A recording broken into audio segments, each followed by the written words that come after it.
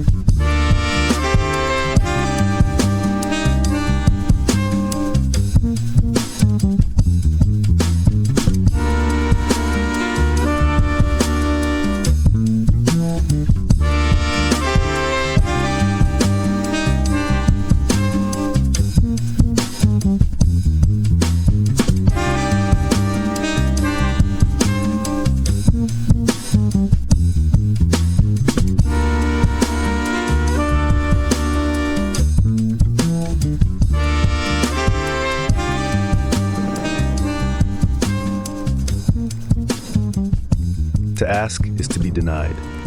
That's Spare's core insight, not because the universe punishes wanting, but because of what happens inside your mind when you consciously desire something. When you focus on a want, you don't just hold the desire. Part of you reaches toward the thing. Another part pulls in the opposite direction. You're broadcasting desire and jamming your own signal simultaneously. Think about the last time you desperately wanted something. A job, a relationship, an outcome. Remember how your mind worked? The wanting wasn't clean. It was tangled with anxiety, rehearsed conversations, imagined rejections, constant monitoring. Is it working yet? Is it happening? That mental noise isn't neutral. It's active interference. Spare called it the tension of desire, the worried, grasping state that binds your want to all your fears and limitations. Now contrast that with sleep, with genuine forgetting, with moments when the desire drops completely from conscious awareness. The quiet of sleep holds hidden desire, Spare wrote, and this is a form of not asking.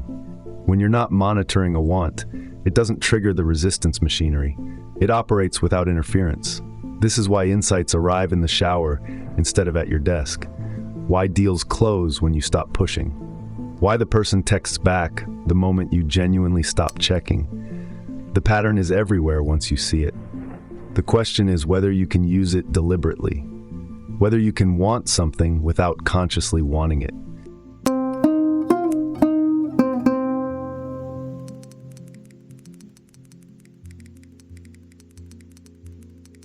Spare's model of the mind is simple. You have a conscious self, the ego, the narrator, the voice listening to this right now. And you have a subconscious, vast, powerful, and mostly inaccessible. The ego is small but loud. It thinks it's running the show. The subconscious is massive but silent. It does the actual work. Between them sits a checkpoint. Everything passing from conscious intention to subconscious execution must pass through the ego's filtering system. And the ego is not a neutral guard. The ego is paranoid, conservative. It filters every intention through doubt and limitation. Is this realistic? What could go wrong? What do I need to do? What if I fail? This processing feels productive. Spare saw it as sabotage. The desire becomes heavy, too loaded with conditions and fears to pass through cleanly. The subconscious never receives the desire in executable form. It arrives tangled in contradictions, I want this, but I don't believe I can have it. I want this, but I'm afraid of what getting it means. The subconscious can't execute a contradictory command, so it stalls. But here's what Spare understood.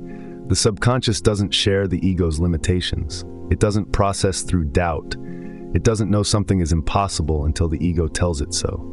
If you could deliver a desire directly to the subconscious, the part of you that actually makes things happen, it would simply execute. No resistance, no counter thoughts, just action toward the goal through whatever channels it can access. Intuition, pattern recognition, behavioral shifts you don't consciously notice, attention redirected to opportunities you would have missed. The problem is access. The ego never sleeps completely. It's always scanning, always filtering. So how do you smuggle a desire past your own mind's security system? This is the question Spare spent years solving, and his answer was elegant. You disguise the cargo.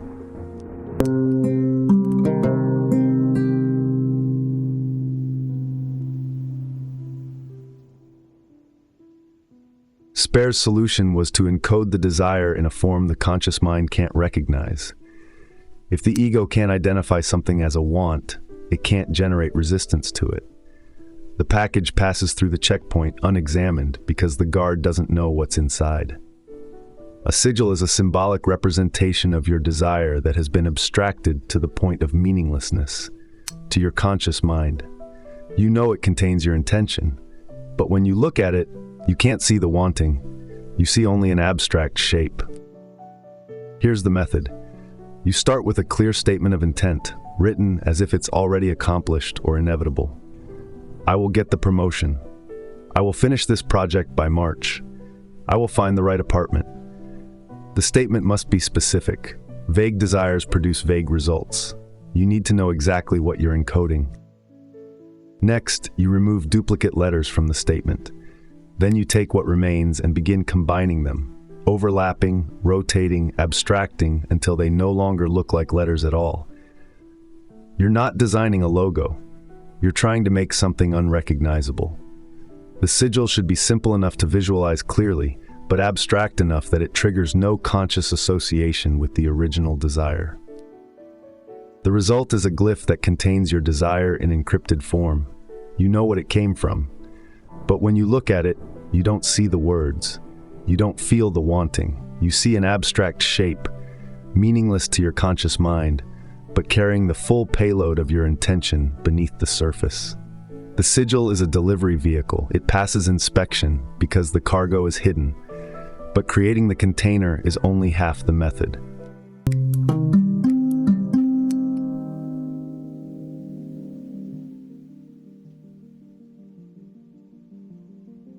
The ego requires energy to maintain its constant filtering.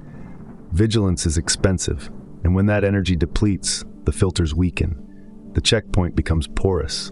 Spare called the target state vacuity, mental emptiness that occurs when you've exhausted yourself completely. The mind goes temporarily blank, and in that blankness there's a window. The gate stands open. Spare listed various methods for reaching this state. Intense physical exertion, running, dancing, any activity that depletes the body until the mind quiets. Sexual climax and the blank moment immediately after. Sustained meditation or breath work until thought exhausts itself. Even repetitive activities like card games or long walks can work, anything that numbs the conscious mind through monotony. The specific method matters less than the result. A moment where the conscious mind has nothing left, where the internal narrator has gone quiet, where the ego's filtering has temporarily shut down. This is your delivery window. At that moment of vacuity, you focus on the sigil, not on what it means, not on your desire, just on the abstract symbol itself. You visualize it as clearly as you can, hold it in your mind as the only thing present, then watch as it becomes vague, as even the symbol begins to dissolve from awareness. When it vanishes completely, the delivery is complete. Now your job is to forget it, completely. The encoded desire has reached the subconscious during the window when the ego couldn't intercept it. Any conscious attention to the desire after this point risks pulling it back into monitored territory, reactivating all the resistance you just bypassed. The work happens below the surface now. Your job is to stop checking on it, to trust the delivery, and move on with your life.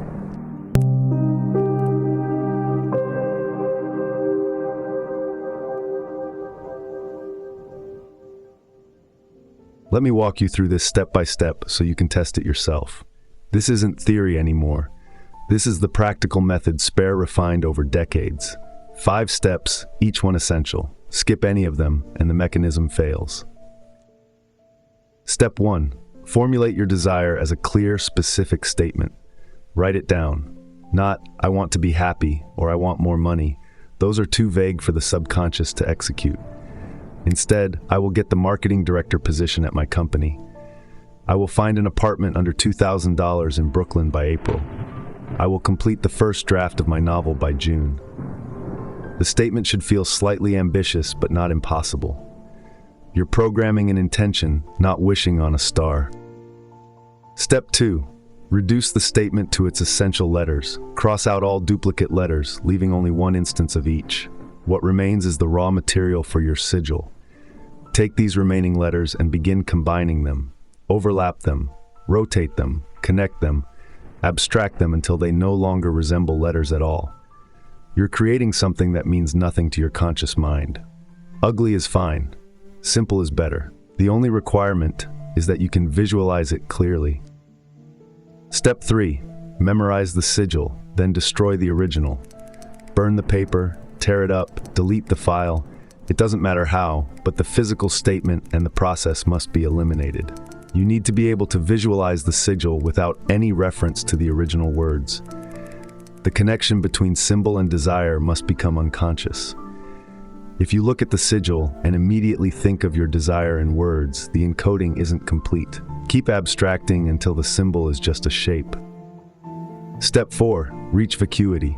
Physical exertion until your body has nothing left. Sexual climax and the blank moment after. Extended meditation until thoughts stop arising. A long, repetitive task that numbs the narrator. You'll know you're there when the internal commentary has gone quiet. Step 5. At the peak of vacuity, visualize the sigil. Hold it in your mind as the only content of your awareness. Don't think about what it means, just see the shape. Let it fill your mental field completely. Then allow it to become vague, to dissolve, to vanish. When it's gone, the delivery is complete. Now forget everything. That's it, 5 steps. Formulate, encode, memorize, and destroy, reach vacuity, deliver, and forget. The simplicity is deceptive. The hardest part isn't the technique, it's the forgetting.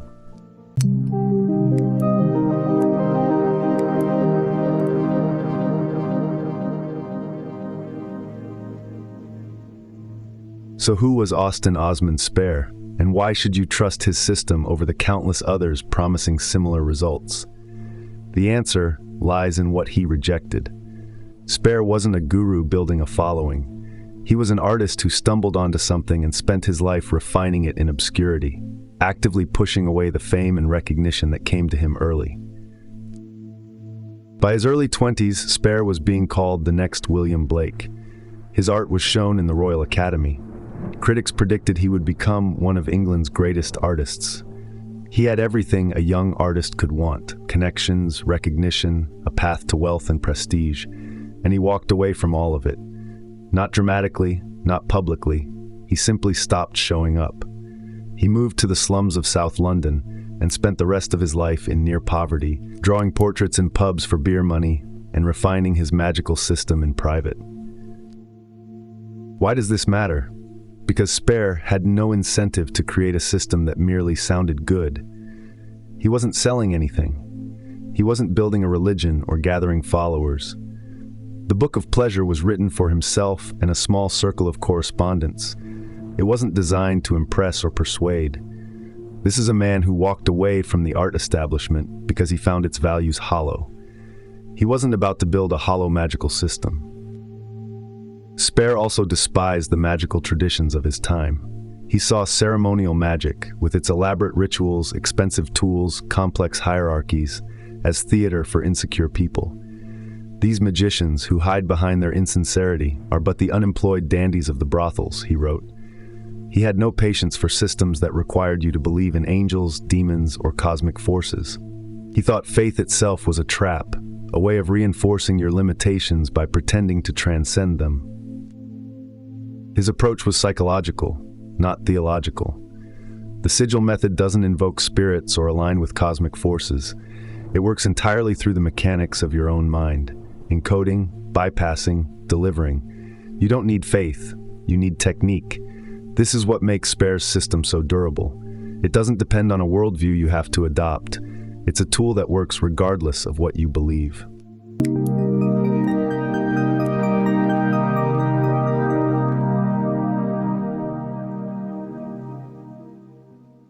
There's something I haven't mentioned yet, a layer beneath the Sigil method that Spare considered even more fundamental.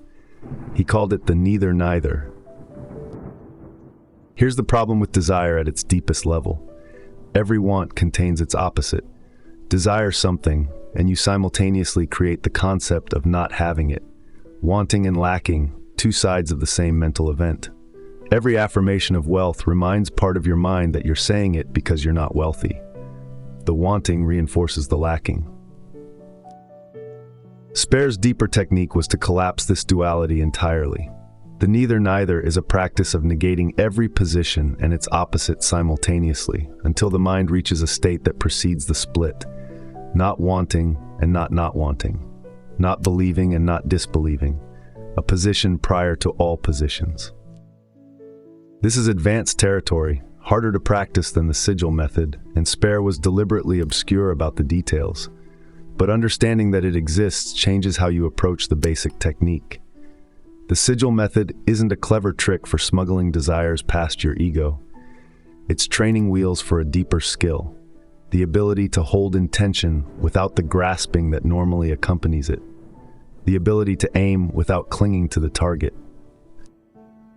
Spare called this state self-love, not narcissism, but a kind of radical self-acceptance that doesn't need external validation or achievement to feel complete.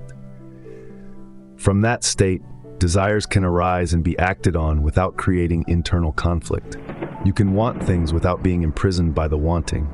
This is the endgame Spare was pointing toward. The Sigil method is the door. What's on the other side is freedom from the entire mechanism of frustrated desire.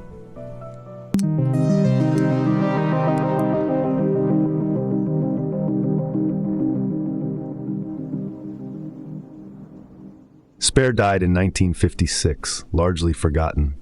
His books were out of print. His art was scattered in private collections.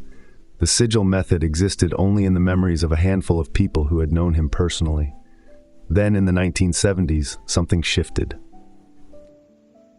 A new generation of occultists discovered Spare's work and recognized what he had built. Peter Carroll, Ray Sherwin, and others began constructing what they called chaos magic, and at the foundation of their system was Spare's Sigil method. They had found the source code. Chaos magic would become one of the most influential occult movements of the late 20th century.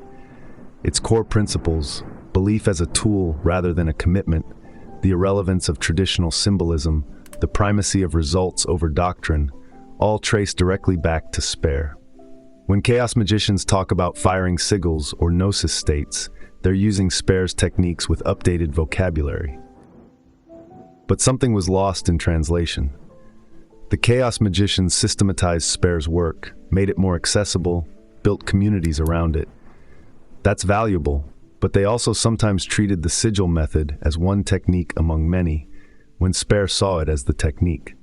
The core insight, that conscious wanting is the obstacle, that the ego must be bypassed rather than empowered, sometimes got buried under the chaos magic emphasis on paradigm shifting and belief flexibility. This is why returning to the source matters. The Book of Pleasure isn't easy to read. Spare wrote in dense aphorisms, but underneath that difficulty is a more coherent system than what came after. The chaos magicians built impressive structures, but they built them on this foundation. If you understand Spare, you understand the roots.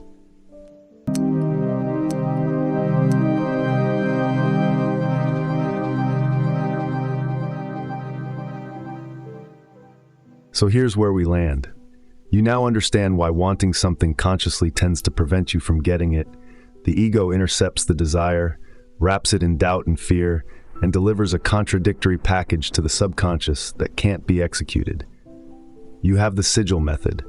Encode the desire into an unrecognizable symbol, reach a state of mental emptiness, deliver the Sigil during that window, and forget completely. You know where this technique comes from. A man who tested it for decades with no incentive to deceive anyone, whose work became the hidden foundation for an entire magical tradition. But knowing this creates a new problem. You can't unknow it.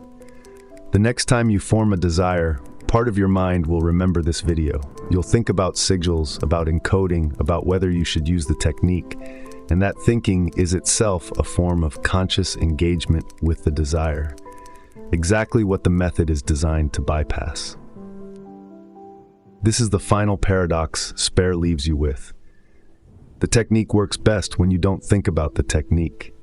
The ideal state would be to create sigils so automatically, so habitually, that the process itself becomes unconscious. Some practitioners reach this level. Encoding and forgetting become automatic. The sigil becomes second nature, and the results start appearing with strange regularity. But you can't force that internalization. You can only practice, notice what happens, and gradually let the technique dissolve into your default way of operating. The conscious use of sigils is training for an unconscious skill. The goal is to eventually not need the method at all, to reach a state where desire and fulfillment aren't separated by the grasping that normally comes between them. Start tonight. Pick something small, not your deepest desire, but something you'd like to happen, something you can afford to experiment with. Write the statement, build the sigil, find your exhaustion method, deliver and forget. See what happens. Not to prove Spare right or wrong, but to gather your own data about how your mind processes desire. That's all this is, an experiment you can run on yourself. The results will tell you more than any book or video ever could. To ask is to be denied, so stop asking, start encoding, and then, the hardest part, start forgetting. Here's my question. What's the desire you've been wanting so hard it's become its own obstacle? You don't have to share the details, just notice if one came to mind immediately. That's probably your first sigil. If this gave you something to test, subscribe. I break down consciousness techniques like this every week. The subconscious is always listening. It just can't hear you over all the noise.